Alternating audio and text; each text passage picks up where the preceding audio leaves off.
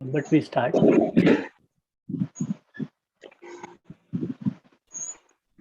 आज बहुत सारे नए लोग जुड़े हैं, so a warm welcome again to all of you on this fifth session. So this is the fifth session of this table talk series with Professor M.M. Pant. With this, we are left with, as far as this particular series is concerned, we are left with one. So we are now approaching towards completion of this table talk series, which has been very, very phenomenal. Professor Pant covered, for those who are joining for the first time, 4 sessions, invigorating sessions. On 16th of April, he spoke about Awaken the Learner Within. Second one on Careers 321, the future of work. Then on 14th of May, he enlightened us with ideas, their origin and spread. And very recently on 28th May, he opened up the whole platform with a session on questionnaire. Clarity of thought, or thinking clearly, whatever we call it, is very important for any adventure, be it in the field of scientific research, academics, sports, economics, or even politics. We have seen clear thinking makes our objective, our goal visible, and also within reach. It provides conviction and makes one confident about his or her own abilities if he or she is able to think in clear terms or think clearly. We can see in science, and we'll hear it out from Professor Pant himself, that it was clear thinking alone that led people like Thomas Alva Edison, Isaac Newton, even Columbus, and many others to produce extraordinary research, do extraordinary discoveries, inventions, and which whole humanity is grateful even for today, even today. Today's session is devoted to this wonderful topic, which is thinking clearly. And we are once again fortunate to have Professor M.M. Pant, who does not need any introduction per se. We are fortunate to have him with us this evening to enlighten us with his thoughts on this interesting subject. He has been so kindly enlightening thousands of people around the globe with his revolutionary ideas on thinking, on reasoning, on questioning ideas and innovation.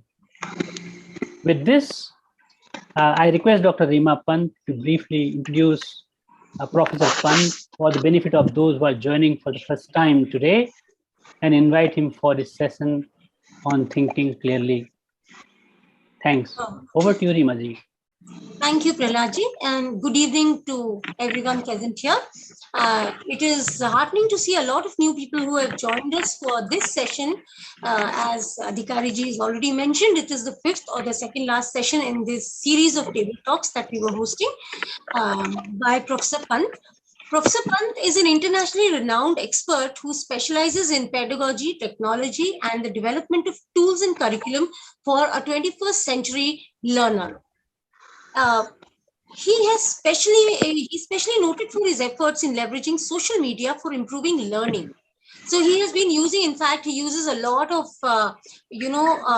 WhatsApp-based programs or mobile-based programs to talk about the latest skills or latest information or latest things that a student needs to equip himself with and prepare himself for this coming future. He has been the former Pro-Vice Chancellor of Indira Gandhi Open University. Before that, he has been in IIT as an alumnus and as a faculty both. He has also been a law student and dabbling with so many different different streams. Has actually he was able to develop this amazing amalgamation of different subjects and bring together what he gives us the best. And it is always wonderful hearing to you, sir. And it often makes me wonder how much you are doing and how much more we have to learn from you. That this amazing, your amazing speed of reading and more reading and absorbing and then implementing it in life and then bringing it to us is really, really wonderful. Thank you so much. And now I would invite Professor Pant to talk about clear thinking, the topic for today. So thank you, Rima and Rekari ji, for the introductory remarks. As you have seen, the themes that we have for our sessions are usually off the beaten track. And this one is on thinking.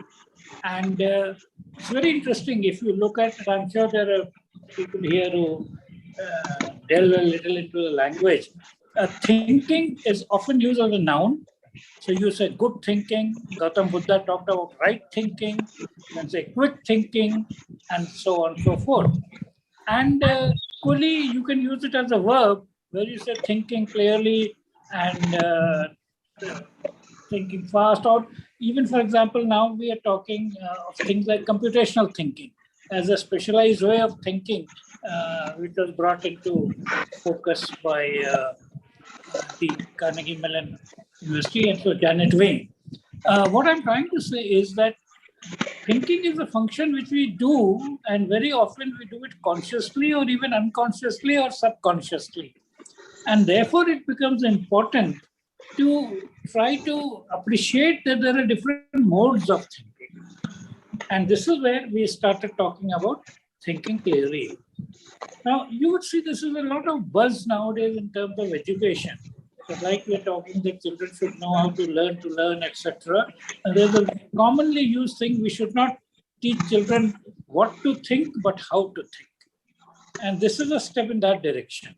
That can we develop amongst people, not only children, all grown-ups, etc., the ability to think in multiple ways. In fact, whenever we look at any profession or any field or any activity, it is not so much the set of facts which exist in that field which are important as the approach to the subject. So when we say that we are talking physics, we are talking about how a physicist thinks. When you're talking history, we're saying how a historian thinks, and so on and so forth. So this is a very important aspect of our approach to thinking, that there are various styles of. So now, what can be the problem about thinking clearly, and what are the sort of barriers to not being able to think clearly? This is the kind of discussion that are going to happen here. There are basically two kinds of problems, or what you might call errors in thinking. One of them is related to logical errors, which are called fallacies, and the other is related to errors which come from our biases, because we have a certain bias, and that bias is not necessarily a bad thing. That is done so that we can process the information faster, but then sometimes that bias can come in the way of your correct thinking or whatever. So the issue over here is that when we start looking at things that we are doing, how neutral are we? How free from bias are we? And as you can guess and has been mentioned, the scientific way of thinking is considered the best one with the least bias and prejudice and so on. There's another actual challenge in terms of thinking is with respect to the data that is being used for things. You're already seeing there's a huge fight about the data, the right data, and so on. And now, for example, lots of problems come because of the way that we're talking about data, and we will touch upon that also. Sometimes they're called data fallacies. So just like there are logical fallacies and there are biases that we have, there are also data fallacies. Now, data fallacies, one of the most common one which you're seeing happening nowadays every day is what is called cherry picking. Cherry picking means that you pick out the data which kind of supports your hypothesis or message or conclusion and ignore the data which doesn't suit you. So this is one of the very standard things that, especially things in advertising and so on, use a lot of this kind of thing. We'll talk more about some of these things as we go along in terms of responses to the comments and questions that you make, because our model is more of questions, comments, and further building on that. So the initial things is a kind of a survey thing, which I've in a sense done. Not everybody gets this chance of playing around with thinking, but somehow I was fortunate enough to have had this approach to thinking in multiple ways, looking at this, and always for every statement that you make, there would be a question of making an opposite statement and trying to find out what is wrong with that. And this is where we're talking about fallacies and so on. So one of the favorite things was I studied in a Christian missionary Roman Catholic school, and therefore there were all these things about God and the importance. And see, our gods were more human-like. So when you look at Ram, Krishna, Shiva, etc., they're all human-like.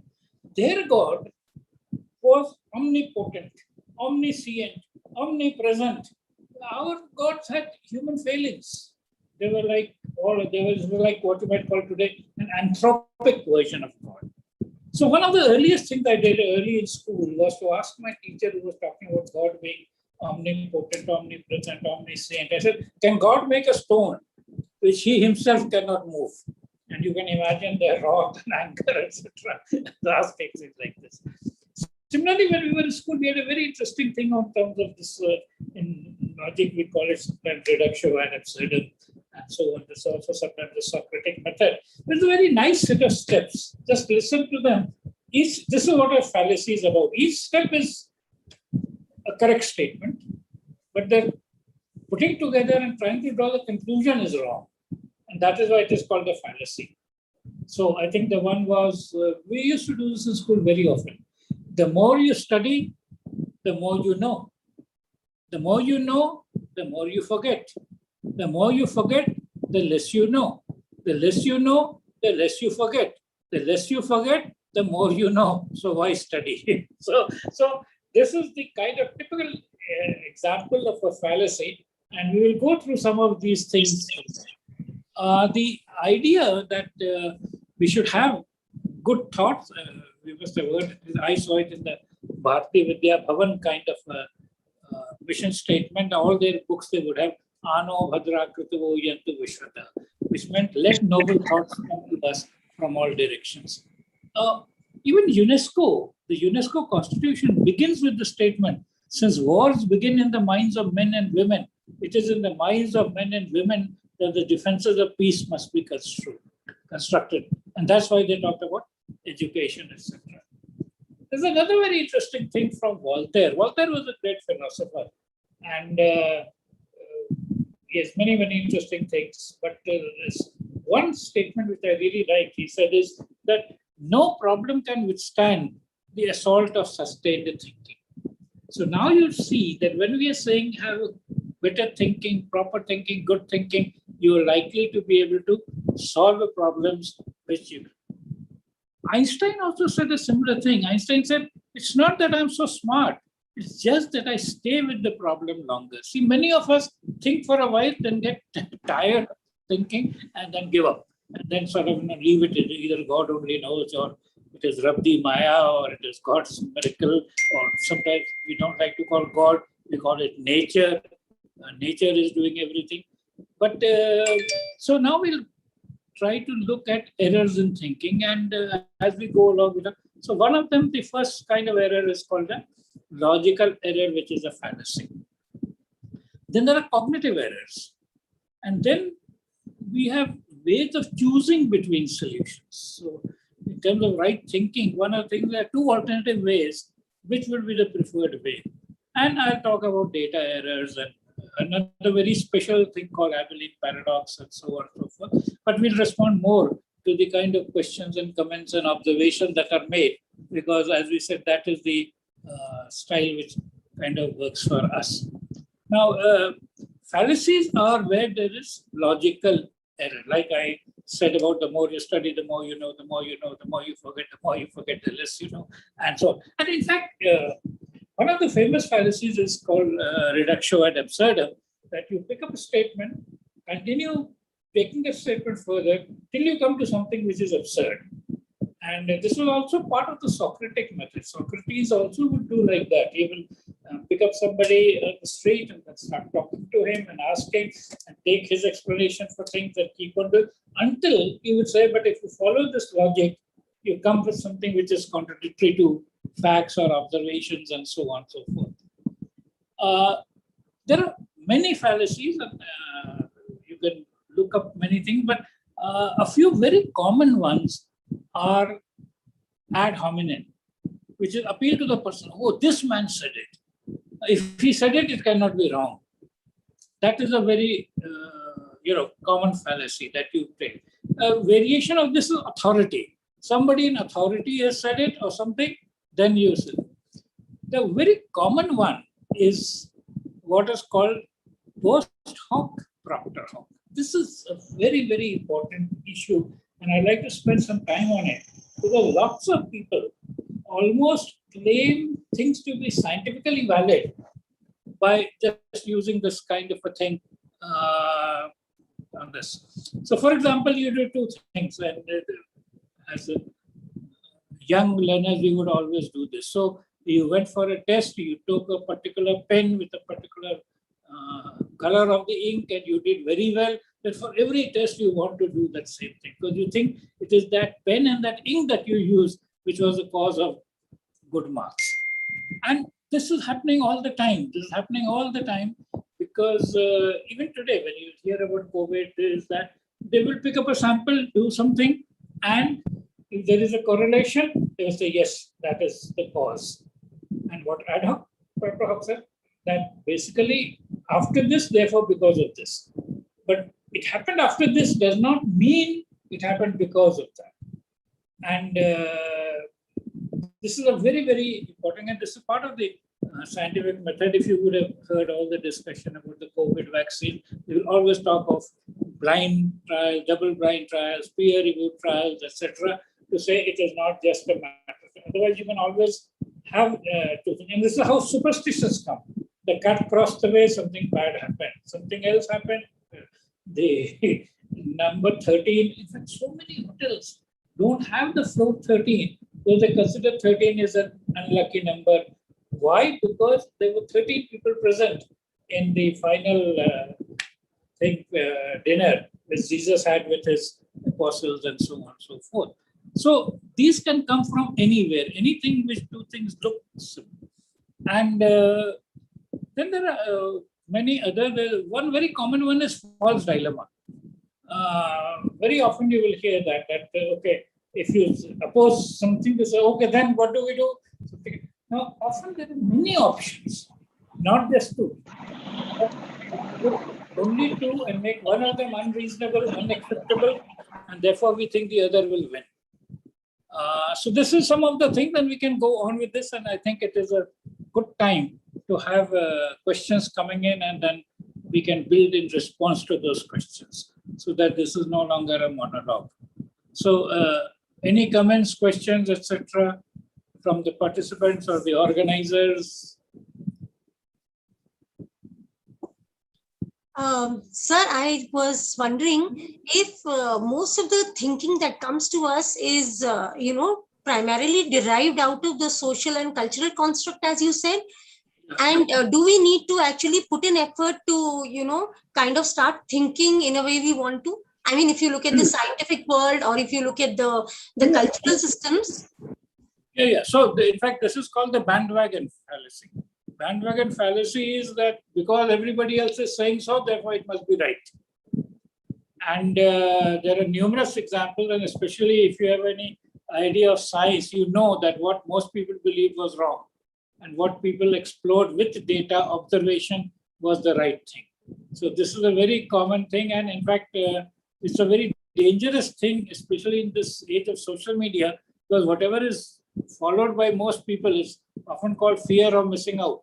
So what everybody else is saying, I will also say. In fact, so many times I've seen people, well-educated people, forwarding messages which were actually out of date. So if you remember, there was some date 121 something, and people were forwarding it 6 months later. I said this was true on the 1st of January of that year, not now, but they keep forwarding. So this whole idea that, and this is one of the very important aspects, that everyone must think for himself or herself before believing what others are saying.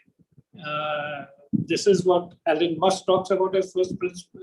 This is what all leaders did, all people who investigated, challenge the assumptions.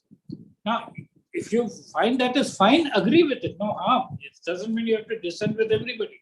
But just because a lot of people are saying, and nowadays this happens, especially with internet, social media, oh, so many people were saying, found that it is not true. There are many instances of this. In fact, even I remember a long time back, there used to be some charge for something on the internet, some $90 or $100 or something. That was going on for a long time until somebody said, let me find out where is the order saying that this charge must be there. And they found there was no order. So it had just started, somebody had paid, somebody had asked and so on, and people continued doing that. There are so many stories you will hear that some practices were started during World War II or so, and they continued for 50 years after World War II because nobody questioned why that is being done. They just kept on doing it. So it's very important, and this is the whole idea, that we keep on asking, why are we doing this? And should we have to continue doing it? That is the major part, because as things change, many processes become redundant, many alternative processes become better, many things factually turn out to be different, so on. Sir, Utgal is asking, is rather requesting you to please define thinking. Yeah, so basically what we are talking about thinking is that given a set of data, we are creating something which is beyond the data. So in fact, in computer age, we can understand that we have input, we have the input stored, but then we process the input to create an output. So any such thing where we have a piece of information, which I'm calling data, it can be any kind of thing, and we apply our mind to create something which is beyond just that original data, that is a process of thinking.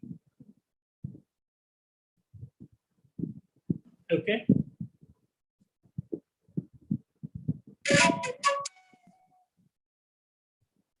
And that is why artificial intelligence is becoming so exciting, because computers are doing what we attribute to human thinking to be able to. So, sir, do you think this altruistic nature or altruism which is there, does that also influence our thinking? So like you said, we must start thinking for ourselves before anything else, or before we get. So altruism is a behavior which will make us think beyond or others. Does that also come? No, that is all right. But see, the point is it should relate to the context at hand. And it should really lead to many things which we think are for the good of people actually don't turn out to be the good of people. So you have to be careful about what we are looking at. So this is the whole idea of thinking, that you see whether the purpose that you wanted to start with happened. There are so many examples in fact, it is called the unexpected consequences of good action. So there are 2-3 very famous stories. One is called the Cobra story, one is called the Rat story, and so on. You know, the Cobra story was very interesting. When the British were here, there were lots of cobras around and so on. So in order to get rid of those cobras, these people offered a reward that everybody who brings a cobra and has it sort of, defanged or whatever, he will get so much money. It led to the production of cobras, because people created cobras, produced cobras, and got money out of it. Similarly, for rat eradication, they said that if there is a rat and you bring it and then they will do something, they will give you some money. So people actually started breeding rats so that they can get it. So this is very important to continue to look at the whole thing in the sequence of the logical steps which are happening from one to the other. Yes, somebody was wanting to. Yeah. Sir, as you said, because Mr. Turing's time and the whole idea was, can machines think?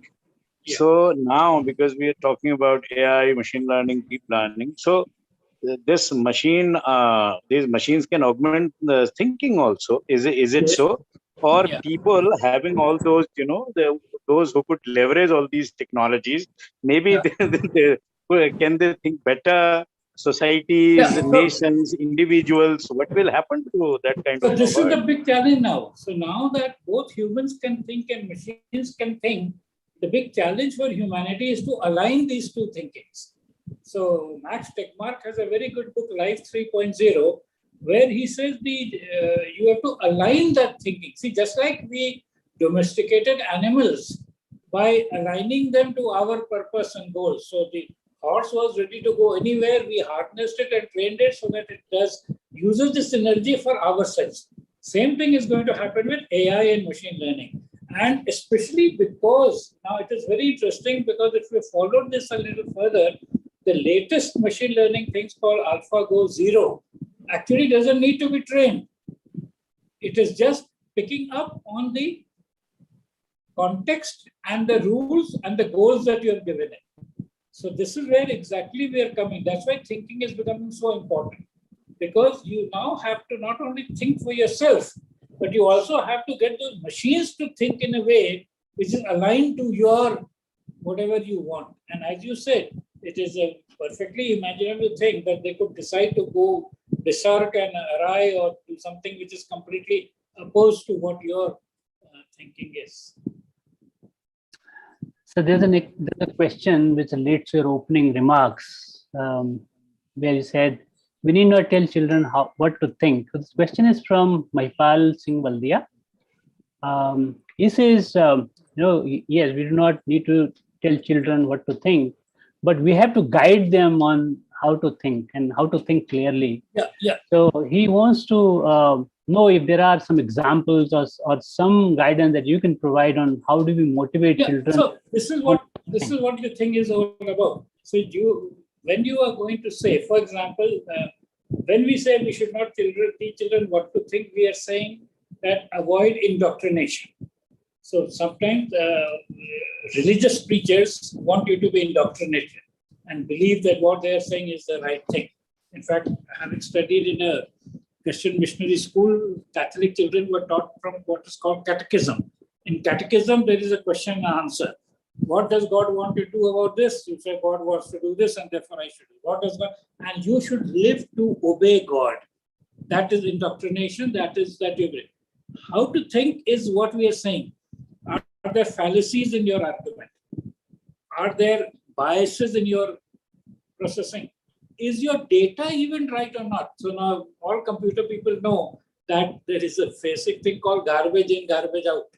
If your data itself is not right, and this is the point with lots of things, lots of points, the thing is the data itself is not right. There is some data, but is it relevant data?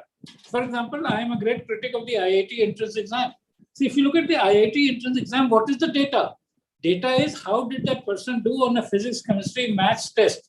How does it tell whether he will become a good electrical engineer or mechanical engineer or textile engineer or chemical engineer? Because you're allotting these branches based on the marks he got in that exam. So even IITs doesn't mean that they're doing a right thing. They're still doing something which was easy to do. You also know that physics, chemistry, maths, marks being added is no entity. These are vectors. There are three different dimensions. You can't just add them up. You have to have something else which you want to say that overall ability. This is exactly what we are saying. So what we are saying is, as children become aware that there are dimensions which cannot be added, there are things which cannot be done, they will be better thinkers. Otherwise, what they will do, they will add things which which are not additive. So as you say, apples and oranges and bananas and so on. You have to say 3 apples, 4 oranges, 5 bananas, or you can say 12 fruits. But that's a different issue. So the whole point is that thinking clearly is a very, very important thing. It even begins with, we talk about so many things about measure. For example, nowadays, it is very interesting. You see a lot of discussion about immunity. and boosting of immunity and increasing of immunity and decreasing of immunity. But is there a measure which people can say? For temperature, we can say 98, 99, 100. 100 is more than 99. Immunity, what is the measure? What is the unit? How is it measured? And is it a scalar? Is it a vector? So this is the point. So the point about as we get to more complexity, to get people to appreciate this is an important aspect. And that is why what we are saying, so there would be, in fact, full-fledged programs on this. So as you know, critical thinking is something which is being talked about in teaching. And one of the things people teach in critical thinking is fallacies and errors in arguments. In fact, one of the exercises would be to give an argument and then for somebody to demolish that argument. And it is something which is very, very interesting and very good critical thinking books. These things are given. They basically pick up a lawyer's position for his client and give you how well the lawyer is defending it. Now you have to find out what is wrong in what the lawyer is saying. Okay. Sir, Anushka is asking, what about overthinking? We have still to go with thinking, but there is a question which is asking you is, what is overthinking then? See, overthinking is not a right term. See, it would be called a confused thinking. But that's why we talked about thinking clearly. There are various approaches, but the idea of thinking is to be able to then figure out from that which is the right one. If you're overthinking, it means that you are being distracted and you're not actually solving the problem. You remember what Voltaire said? No problem can withstand the assault of sustained thinking. So if you were really thinking and thinking through, there would be no overthinking is something where you are not making progress. So I very often use the word, so let us say when you're doing something, it is action. If it is going in the direction that you want, it is traction. But if it's going nowhere, it is distraction. Wow, देखो दीदी कितने cutie socks हैं इसके? देखो दीदी. So this is the point. So overthinking is basically saying that you are drifting Wow. from the logical steps that should be there. Okay.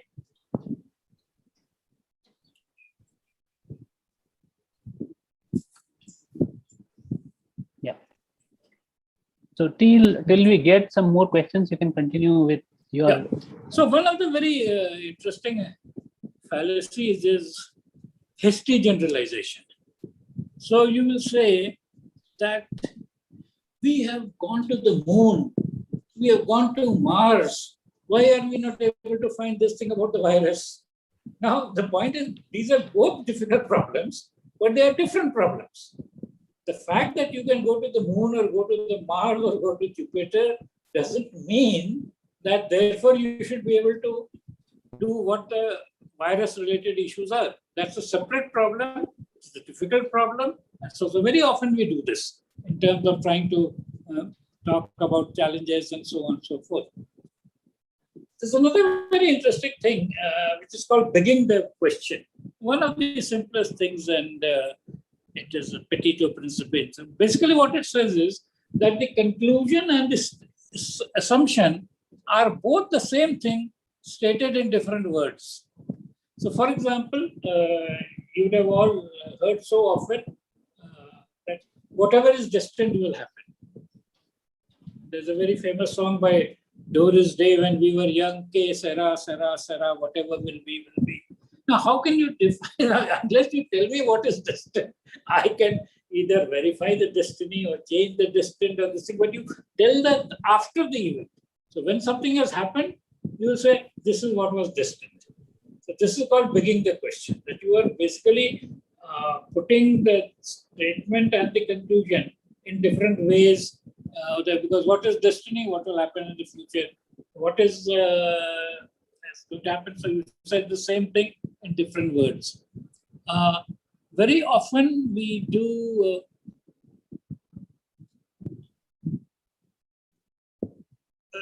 red herring kind of a thing, that sometimes we're asking something, somebody is in response, you're saying something else. So these are various kinds of things. You would have heard many political leaders often saying it's called non sequitur. So what is the sequitur? So they will say two things which don't follow from each other, but they will give it that rhetoric that it will look like as it should, but it doesn't.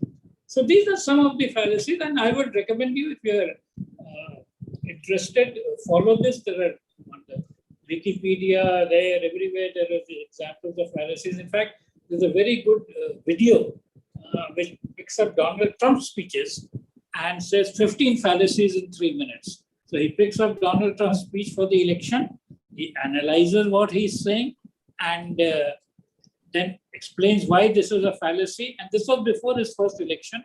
And he says that all these are logical fallacies which you are appreciating, but he may still win the election. And he did win the election, because humans are not logical beings. Humans are emotional beings. So even though something is logically not correct, logically impossible, they will do this. I mean, don't have to go very far. About a year and a half back, all of us were banging thalis and lighting a lamp at 10 minutes to 9 p.m. and so on and so forth. What was the thing? Could anybody explain what would happen? And people came up with explanations. Even scientists tried to give an explanation. So the whole issue about fallacies, and this is why this is so important. And there are, as we said, there's a whole story of science is about overcoming these fallacious arguments and looking at things properly. And I hate to say it, but in our constitution, developing a scientific temper is a fundamental duty under Article 51A(h). And we are farthest from it. Even the constitutional functionaries have not developed this kind of thing. So this is the part about fallacy. There's also something called paradox, which is, again, the famous Russell's paradox. And there are so many other things which are called paradoxes, where there's an inconsistency in the statement. So that is also another error in thinking, etc. The purpose of an attempt of thinking clearly is to identify some of these things. So actually, in a serious course on critical thinking, you'll be given something and asked to identify what is the kind of fallacy that is over here. And you will see common discourse ever so often. This is their advertising. Advertising thrives on the idea that they will make something appear. So the toothpaste wala will say 9 out of 10 people are using this, etc. They are chosen group of 10, 9 were doing that. It is not 9 out of every 10 taken samples all over the thing. So the point is that this is exactly the kind of thing that we talked about in data fallacies. Yeah. So any more questions, comments? Yes, sir. There is a question from Ramesh Krishnamurthy. He's asking, does our current education system with competitive framework allow the appropriate thinking process? And if it does not, where do you see the role of parents or civil society to offset the handicap, if any? Very good. So first thing is, the education system doesn't want you to think. So there is absolutely no question. The education system does not want you to think. And they're afraid that if you start thinking, you will not be that kind of a mass voter or whatever for them. So it is not only, the tragedy is not only the education system doesn't want to think, even the market doesn't want you to think. So both the state and the market don't want you to think. And you saw the amount of things that come up. So now where, and somebody says very well, it is the parental responsibility. It is the parental and whatever you might call the immediate social environment, whose responsibility is to encourage in children as their formative years and also as grown up to check whether this is there or not. Now I can give you several examples from my thing. I might have said them earlier also, but these are some amazing things which will also give an idea how. So I was in regular school, and in school, part of the school is obedience and saying whatever is being done. But part of it was thinking. And the very early, in chemistry, for example, I remember the book was very famous book by A.J. Mee or something on chemistry. And there they were talking about the litmus test for acid, base, and so on. And it will began by telling you that, litmus tells, acid turns litmus into red and base of alkali turns it into blue and so on. And he explains all that. And then he says, but what is red and what is blue? He said there are shades of red, there are shades of blue, and this is all about the wavelength of the light that is being absorbed, etc., and opens up your mind. Similarly, in electricity and magnetism, there was a book by, I think, R.G. Mitten or something, where they were talking about Ohm's law. Now, Ohm's law, standard thing that you teach in school is you have a voltmeter, an ammeter, a rheostat, and you pass a current, and you see that voltage is corrected to resistance and so on. And after you've done all that, this book author itself is saying, so we prove that V equal to IR, Ohm's law is true. But do you know that the ammeter and the voltmeter that you use in the experiment were calibrated assuming Ohm's law to be true? So all that you have proved is, if Ohm's law is true, then Ohm's law is true. And then you started saying that you must have a measure of the current and the voltage by a separate method, of some electrochemical method, etc. So what I'm saying is, it is for the people to create that. Now, since schools are working on a simple paradigm of the right answer, which is easy to grade, it is for the others. And not only that, what is more important is to encourage people, even as maths or whatever, to encourage alternate ways of doing it. And then compare the two ways. Now you're comparing two solutions and say why one is better than the other.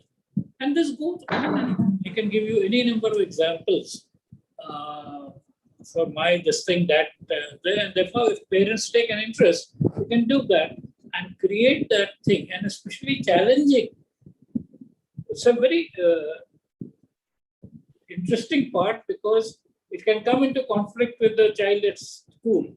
So the child has to learn that in school we say this because authority says so.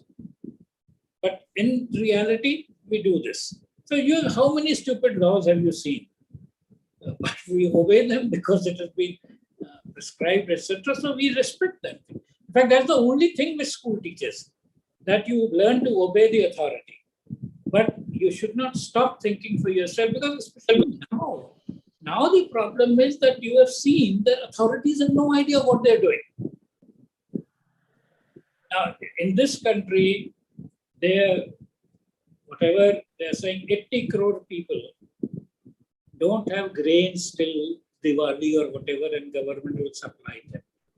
So clearly, the entire education system has not taught them to be able to be effective enough to buy a couple of kilograms of ration per month.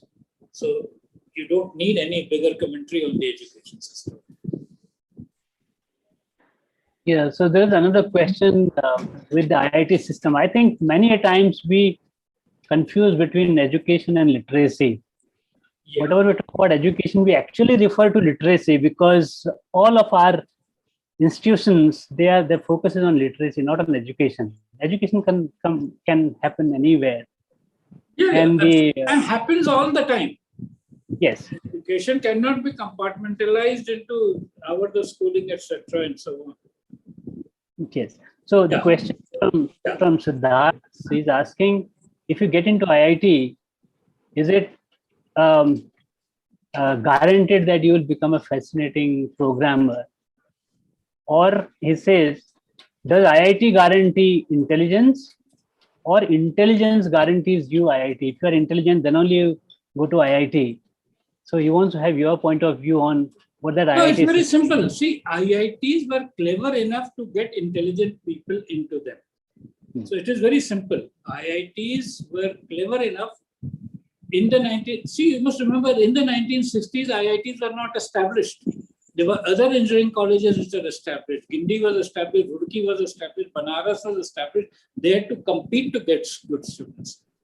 They somehow were able to create an image whereby they got bright students. And there were no coaching institutes for the first 5 to 10 years of IIT. So because they got bright students, when these people did well, the IITs got a name.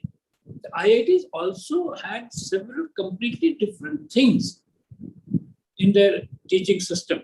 So, for example, they had open book exams. They did not have this. They had completely internal assessment. They had a lot of emphasis on the fundamentals of physics, chemistry, maths. I have been in an engineering college at Allahabad. That's my first job. Physics and maths were called service departments. They were service departments, and the real departments were the engineering departments. In IITs, physics, chemistry, maths were the fundamental departments. And we were even teaching quantum mechanics at that stage. Now, you cannot imagine any other such thing. And this is why they were so ready for the future. In fact, I was just now saying this in another session. Stephen Covey, in his Habits of Successful People, has a very important habit called the seventh habit, called sharpen the saw. IITs were sharpening the saws of the bright people who were already there. And therefore, they did well, and they did well in many different fields. In fact, very few did regular engineering. Say, Raghuram Rajan is from IIT. So many others are from IIT. Very few did traditional engineering. So therefore, it is absolutely right. It is a kind of intelligent people given new ways of exploring.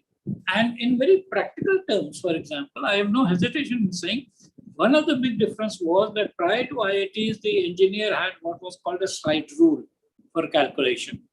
The IITians became computer programmers.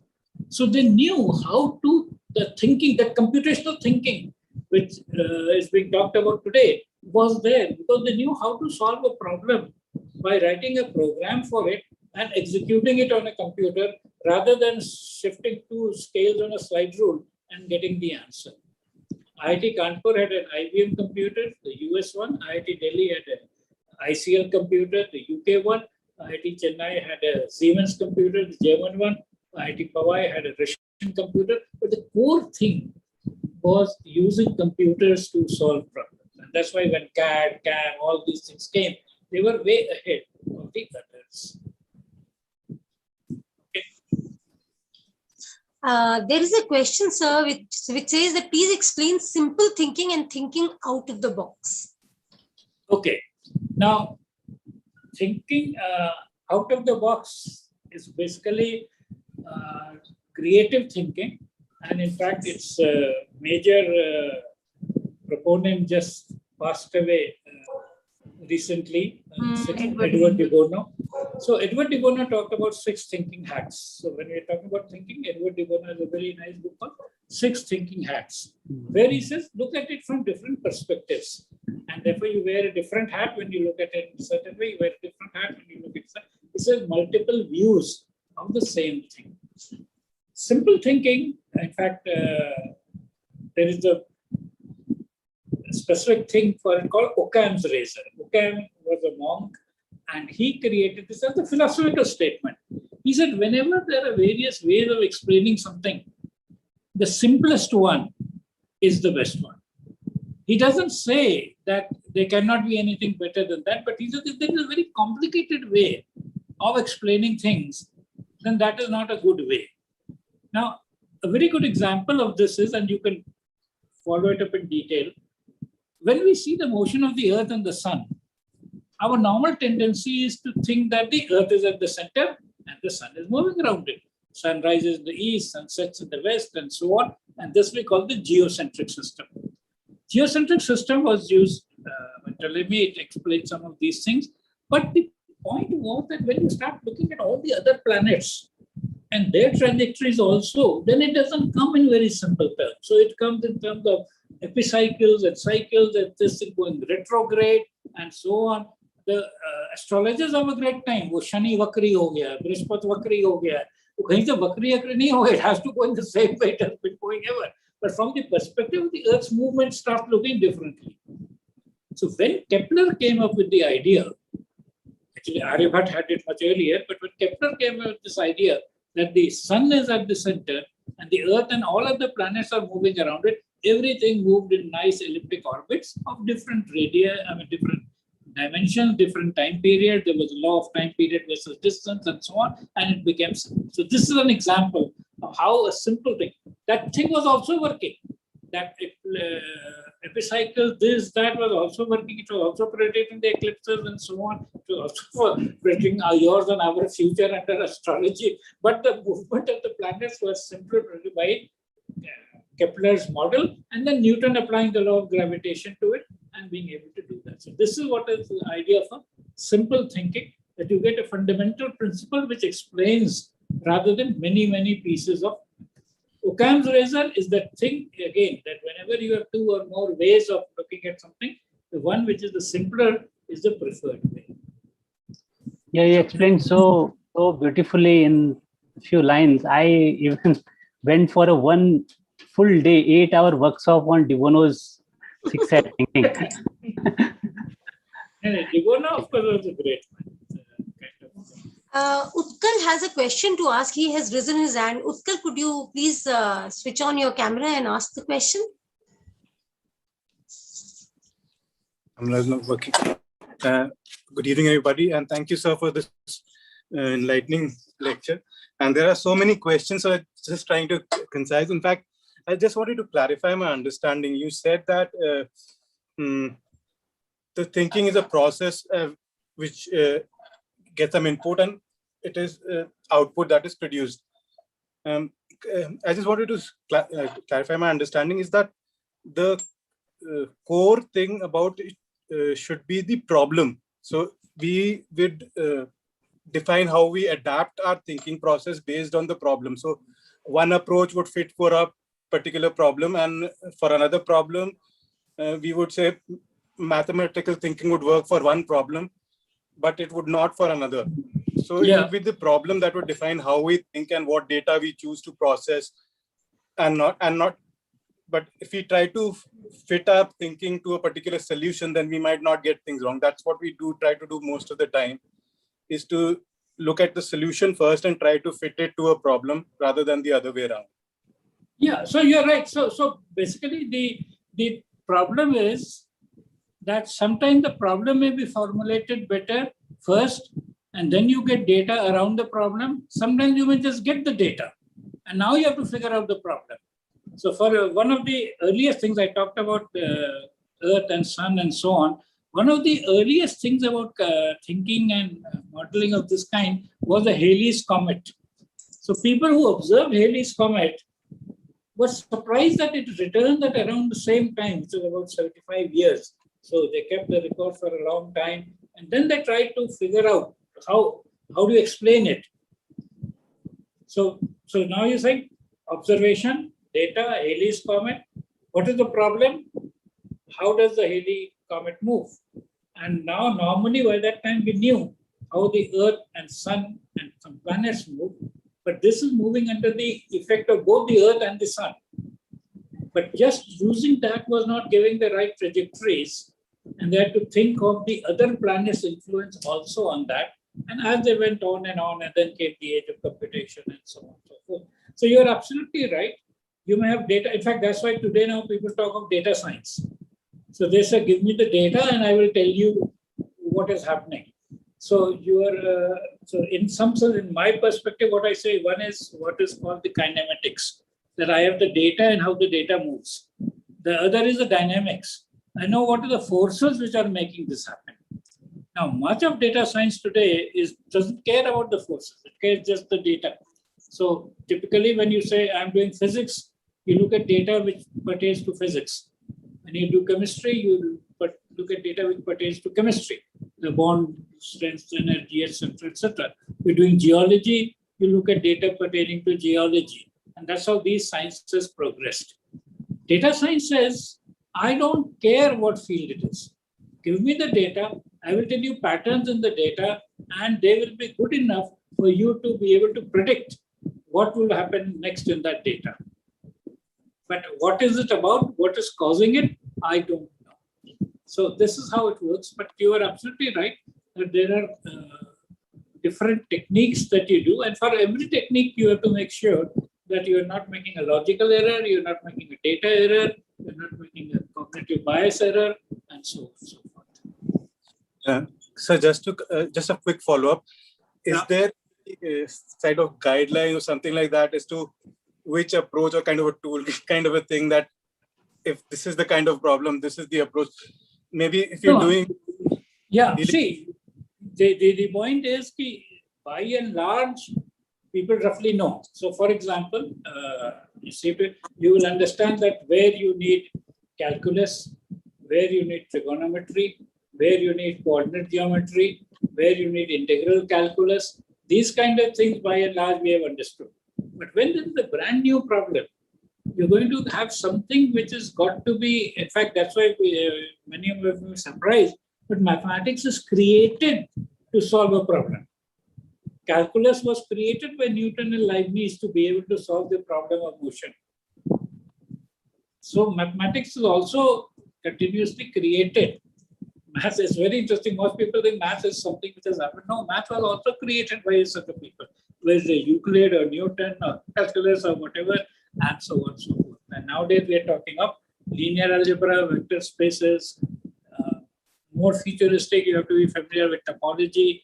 Much of new things that are happening around topology. So these things get created. So now there are certain problems which are going to be best solved by a topological mathematical model. Okay. Thank you, sir.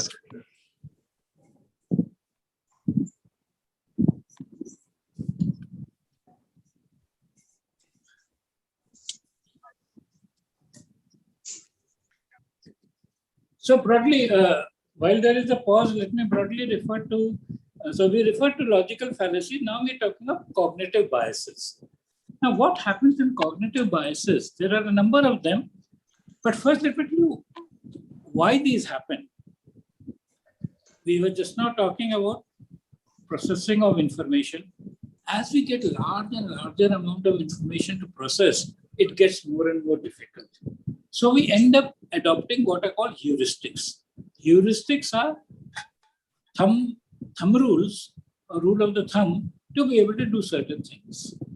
So now, for example, generally we talked about IIT. So, if a person got into IIT, he must be a bright person. Now, this is the heuristics. This is also a bias. There may be people who did not get into IIT, were very bright, or people who were not so bright, but still got into IIT. But that's a bias that we get. This is sometimes called an anchoring bias. It is based on the basis of what we have. There is this bandwagon effect because everybody is saying something, then therefore we must be doing it and so on. There is an outcome bias. This is a very important aspect. That instead of the process, we look at the outcome. If the outcome was good, we assume that the person has done the right process, done everything correct and so on. So if he gets 2 or 3 times the right outcome, we tend to trust him. But then on another situation, the problem may be different, his techniques may be different, and it may not at all work out. Overconfidence is something. There's another very interesting thing called survivorship bias. Survivorship bias is basically that we get to hear the stories of people who survived or succeeded or whatever, and we tend to generalize that. And this is where, so for example, it's a few people who succeeded and majority failed, but we don't get to hear of that majority. As history only talks about the winners. So that becomes another bias. So what one is trying to say is that whenever you're doing something, try to see this, try to see that, am I doing this because of the fact that everybody else is doing it? So that is another thing. There's a very interesting thing called the Abilene Paradox. This was created by some professor of management, etc. in this class. You can Google for it and find it very interesting. So Abilene Paradox is that on a certain summer day, there's a family of 5, 6 people, etc. And just around lunchtime, somebody says, let's go to Abilene for something, or a lunch or something. And then everybody agrees and they all go there. It's quite hot, difficult, this, that, etc. And they came back. And when they came back, then one of the group said, but I didn't want to go to Abilene. And the other said, I also didn't want to go. So I also didn't want to go. So this is a very common phenomena where what happens is that we don't want to be the spoiler. So we go along with something which everybody else is also doing. So you have to see this also. And that's where, if you remember an earlier one, I said, do think for yourself. Don't get carried away by that others are also doing it. And so this is what is often the mob mentality or this kind of a thing. So finally, in terms of modern times, when we talked about data science, data fallacies abound. Everybody, you will say, will tell you that on the basis of data available or data of say, we have concluded this thing. But as I said, one of the earliest ones for every computer person knows, garbage in, garbage out. So you have to make sure that the data that we are talking is correct, reliable, relevant, and so on and so forth. The other is, we said, cherry picking, where you pick up those things which support your thing, emphasize that. The other is often called data dredging. You put all the data everywhere. So the signal, one of the things we say in science is signal versus noise. So when you have a lot of data, part of it is signal and a large part is noise. And thinking clearly is about distinguishing between the signal and the noise. So data dredging is putting a lot of noise. And then, of course, as we said, we have an overfitting kind of a thing that you take a set of points, overfit to it, but then this will not work in a very generalized situation. So these are some of the things, and let me take a couple of more questions and we'll try to complete it. I think there are a few questions there, so Adhikari ji or somebody, can you read out a few more questions and we'll wrap up. Siddharth has raised hand. He wants to ask one question. Siddharth, you can ask. Yeah, hello. Hello. Yes. Yeah, good evening, everyone. And the question that I was having was that my question was that what is the difference between being enlightened, being educated, and being trained? Repeat the question. He wants to ask what is the difference between being trained, being educated, and being intelligent. These are 4 different verbs that he wants to know. Wow, 4 adjectives, how are they different? Very good. So being intelligent is a function of the brain. So how quickly does the brain process information, like your hardware? In a sense, it allows you to do that. So it's a basic ability. And then you can say, is it a 32-bit chip or a 64-bit chip, etc., etc. And you know Howard Gardner's theory of multiple intelligences, and each intelligence is related to a certain part of the brain, and we don't fully understand it. But broadly, we say this is a part which processes visual, this is a part which processes logical, this is a part which, that's why you must have heard of the left brain, right brain, and so on, although that is not exactly correct. So intelligence is something which is basically coming from the biology. Training is something where you are trained in a set of skills. And it's somewhat like a dog is trained. So dog trainer trains the dog right from Pavlovian thing. They train them. And I learned that there's a special word for people who train horses. The person who trains horses is called a horse whisperer. Because apparently you have to whisper in the ears of the horse, or you carry the horse by the ears or what, I don't know. But the horse trainer is called horse whisperer. And the lion tamer is called lion tamer. So when we were young, our teacher had the model. They would actually say, I remember, he said, I have tamed lions in this class. You are the tamest of the lot. So they thought that we are animals who were to be trained. So dogs, horses, lions, whatever. So that is what training is about. Educated is one step further. Educated is where you can start thinking for yourself. You can think about your thinking, sometimes it's called metacognition, and so on and so forth. And enlightened is something who has a huge world view about the whole thing. So who's looking at the universe, the fundamental laws that drive the universe and principles that drive the universe. What is the purpose of the universe? Why are we here? And finding meaning and sense in life, the world, the universe, and so on and so forth. So enlightenment means we're moving towards that kind of a thing. Does that briefly answer what you're saying? Yeah, that satisfies. Thank you very much. I can make it more difficult by saying enlightenment is knowing quantum field theory. So Radhika is asking a question. Is it true our mind works as we think? Is thinking a base of starting any work?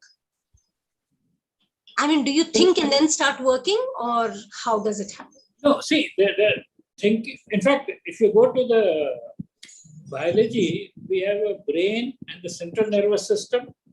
Then we have an autonomous nervous system. So what happens is when something is challenging and we are doing it for the first time, etc., the brain works on it and the central nervous system works on it. When it is something which happens repeatedly, then it doesn't go to the brain. It is processed by the autonomous nervous system, the spinal cord, and the other things. And this is where we call it habits. So when we have done several things several times, it becomes habit, and we don't even use the brain for it. That is the autonomous nervous system. So now what you're saying basically, then comes the question of action. So after thinking comes action. So thinking in the brain happens by the sensory inputs that come in. So we have the famous 5 senses. From the senses, something is coming into through the what is called the afferent nerves, AFFERENT nerves. They bring the signals from your sensors and touch points, etc., to the brain. The brain processes it and then gives it to the efferent nerves, EFFERENT nerve, which then activate the muscles and various things which make the actions happen. If it is an action only in the brain itself, a thought itself, then it remains a thought. But when thought is transformed to action, as I said, the afferent nerves bring the information, and the efferent nerves bring it from the brain to the various muscles to do the action. So this is the basic biology of it. And as we said, number of them don't go to the brain. They're processed by the autonomous nervous system. They become part of habit. So sometimes called reflex action. There's this one question from Ritu, her question is slightly different. It is not exactly on thinking, but she says she has some other doubt, which is the difference between trust and belief. I think we did it in one of the past workshops, so probably she wants to know what is the difference between trust and belief. Hello? Aaron.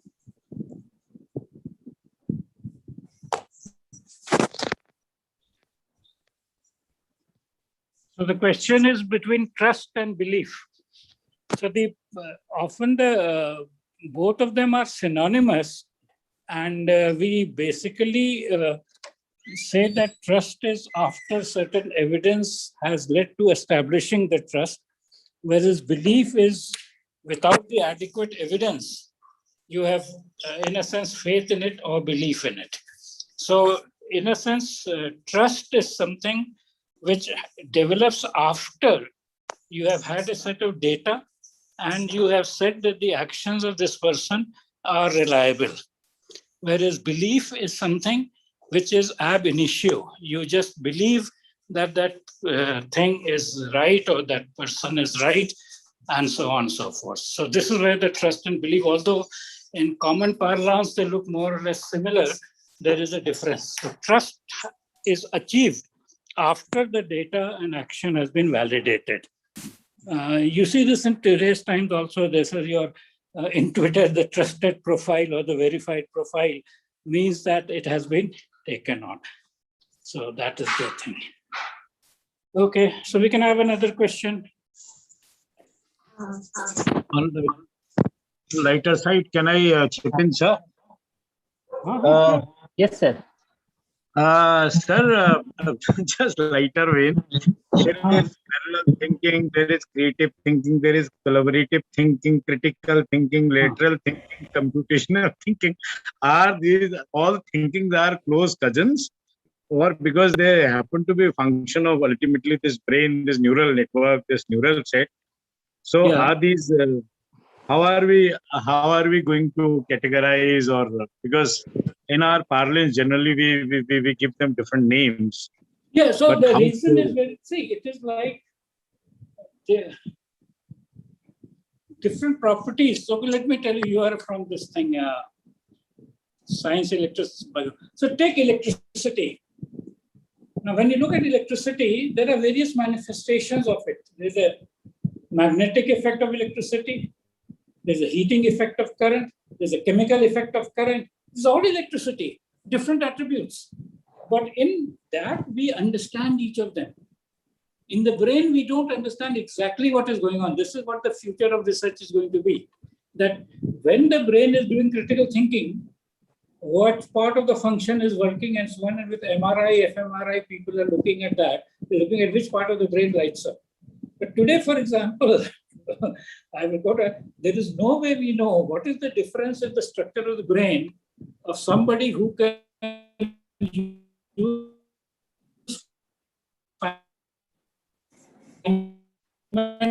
diagram in quantum physics and can't, and we never say that. But in future, it will be possible. One day, in fact, if you would have seen that very much on the internet, a small part of a brain and the connection of its various synapses has just been done. A very small piece they have done that. So the point is there are millions of neurons with trillions of connections, and therefore from the external point of view, we can say, like I mentioned, the various aspects of electricity that you can see. And same thing about the brain. So we have these things, we have categorized this. In the case of electricity, we know exactly how it happens. So what is the difference between how a microwave works and how an induction cooker works? We know. In the case of a brain, what is the difference between being creative, being critical thinking, being analyzing? We don't really know. We know broad external observables. Sir, just a small follow-up. Because all brains and neural network is, can this be, this brainy thinking or brainful thinking or absolutely brainless thinking kind of? Mm-hmm. Can this be? No. The point is that, as I said, much of what we know in biology is use it or lose it. So people who will do lots of mental activities will be able to do these activities. But those who won't, what they say is those synaptic junctions are no longer maintained. So they say that the neurons that fire together, wire together.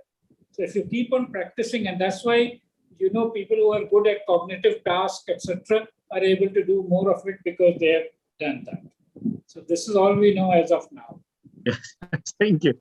Thank you, sir. It was amazing, tremendous. Thank you.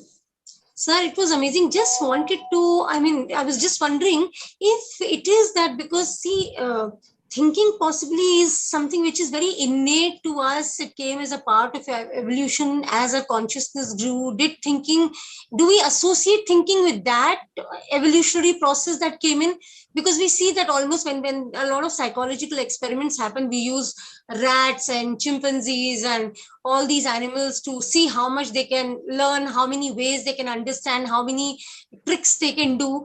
And sometimes they start to develop their own ways of escaping or maybe own ways of doing that. Could be because they get conditioned to it, or maybe they learn out of their condition. But then is it also evolutionary? I'm just trying to... Yeah, so no, you're absolutely right. This is the whole story is evolutionary. So we are at a stage of an evolution which happened over millions of years with trial and error and so on. But what will happen in the future will not be evolutionary, will be designed. So far it was, as you know, random trial error, survival of the fittest, and it took millions of years to happen. But the next 100 years will make this much faster because we will have a better understanding and we can do what we want to do in a more meaningful way. So the differences between various intelligences also be seen, and not only that, in my view, we will have augmented intelligence.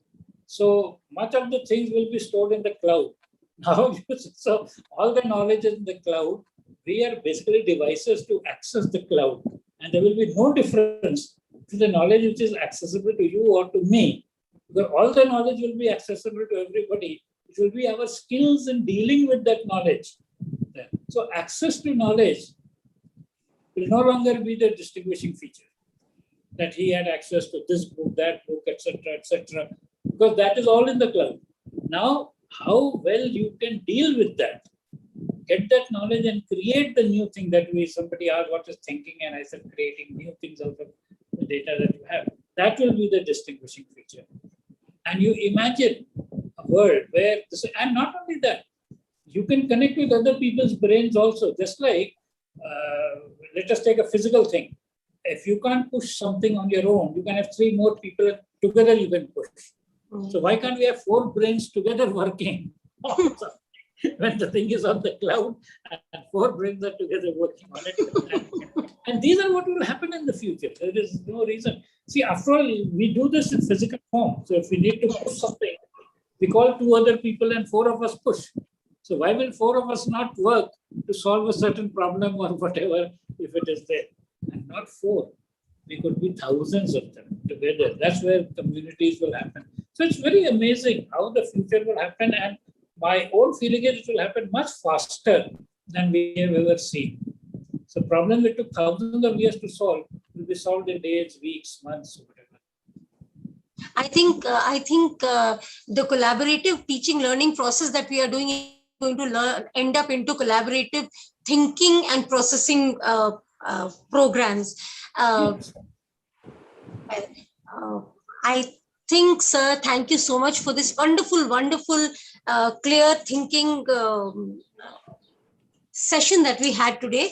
And I think it was interesting because there was so much to learn. And I think it came very rightly at the time when we also lost one of the greatest person who's ever thought about thinking, Edward de Bono, as you said.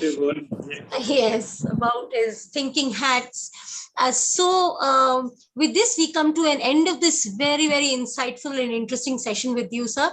And as it is, whether we like it or not, we are puppets of our emotions, and we make complex decisions by consulting our feelings, not our thoughts. Against our best intentions, we substitute the questions: what do I think of this? How do I feel about it? So smile, because our future depends on it. So with this, I think we'll take your leave. And for everyone who's present right now, we would like to tell you that on 25th of June, we will be meeting once again for developing foresights. And I would like to now invite Siddharth Madhav for giving a vote of thanks. Yeah, hello. Yes. Yeah, so just so sorry, just before the now vote have of an thanks, enlightened Siddharth giving the vote of thanks. no, just one last question I had. Actually, it was going on in my mind for a few days. So the question was like, there's one Katarmal Surya temple in Almora. Yes. And in that temple entrance, when the sun rises, the light of the sun, like it directly like passes through between some walls and directly onto the statue of the god. Yeah. So like when they built the temple, so how did they like estimate the position so accurately in that time, and why, like what was the science behind it, and why, what it's lacking right now, what is lacking right now that we like are unable to? Yeah, so first let me tell you that one of the earliest activity of scientists and observers was astronomical observation. So where is the sun or the moon and some of the other things that, and it is not only here. You go to the Konarak temple in Orissa, and you again have the similar kind of a thing that you have a certain points where lights come, because by the serious, you don't need to know this from first, you have to just observe it. See, we often, our own houses, you observe that in the winter there is sunshine here, then it doesn't come. By 2 o'clock it goes away, etc. So if you have observed where these lights come for time, you can then design the temple with that in mind. So it doesn't mean that they're all calculations of this thing. It was just observation that in this place here, the sun comes at this point of time. And they've done it in various temples over there, etc. So there is this thing. We had also done a lot of calculations on the things like solar eclipse and so on and so forth. Many of these eclipses have been calculated. So a lot of work on what you could observe by patience and what you could then keep the data and predict the pattern. And this is a slow moving thing. So the course of the sun, earth every year around that doesn't change and is well known. So that is right. So there is this thing. Yeah.